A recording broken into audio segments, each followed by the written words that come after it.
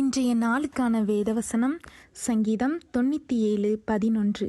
நீதிமானுக்காக வெளிச்சமும் செம்மையான இருதயத்தாருக்காக மகிழ்ச்சியும் விதைக்கப்பட்டிருக்கிறது.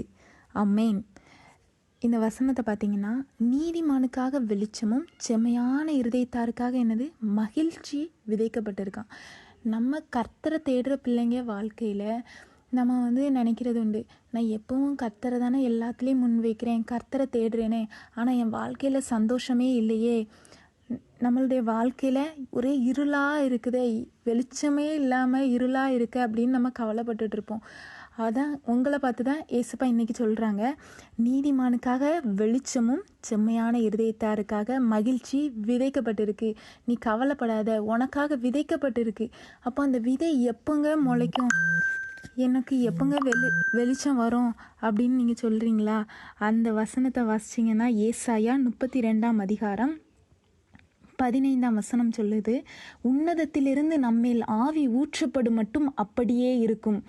உன்னதத்திலிருந்து ஆவி ஊற்றப்படும் போது என்னாகும், அந்த ஆவி நம்மளுக்காக விதைக்கப்பட்டு இருக்கிற அந்த அந்த மகிழ்ச்சியை என்ன செய்யும், முளைக்க பண்ணும். அப்போ நம்மளுடைய வாழ்க்கையில் கர்த்தர் அநேக வாக்குத்தத்தங்களை கொடுத்துருப்பார். நம்ம சோர்ந்து போகும் நேரம்லாம் துக்க நாட்கள் முடிந்து போகும்னு சொல்லியிருப்பார்.